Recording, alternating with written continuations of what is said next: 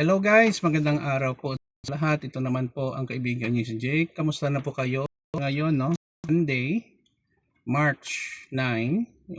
Umuulan dito sa Negros, no? Medyo hindi maganda ang panahon. So, ingat lang, no? Tayo, no? Sa biyahe, pagmamaneho. So, ano bang topic natin for today? Topic natin for today, okay lang ba gumamit ng AI sa programming? With the introduction guys, no, ng artificial intelligence sa ating field, no, information technology, hindi natin talaga maiiwasan na gumamit ng AI sa pagko-code ng program or programming.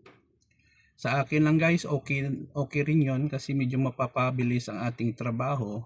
But make no mistake, we have to check our work, ang code kung tama ba or hindi.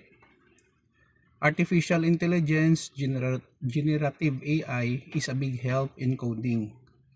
Kasi kung mga simple programs lang, kaya-kaya niyang masosolve. But it is very important guys that we have a good foundation in problem solving, data structure, and algorithms. Naintindihan natin ang bawat commands as much possible. Kung di natin maintindihan, i-search natin, pag-aralan mabuti. Bakit po? Kahit may tools ka na AI, kung hindi mo naman naiintindihan ang mga codes, how it works, problem solving, data structure, paano makonect sa database, relationships, etc.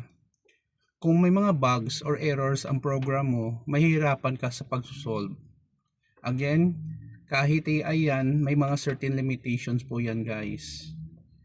Hindi mo siya pwede ma-customize sa need mo kung hindi mo ma-specify kung ano talaga ang gusto mo.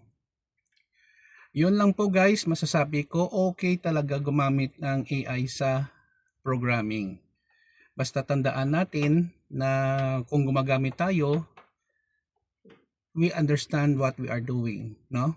Yun lang po guys, maraming salamat sa inyong pakikinig at panonood. Please follow me and like my Facebook page and my YouTube channel. Maraming salamat po sa inyong panonood at suporta. Ingat po tayo lagi. Ito naman po ang kaibigan nyo si Jake. Paalam guys.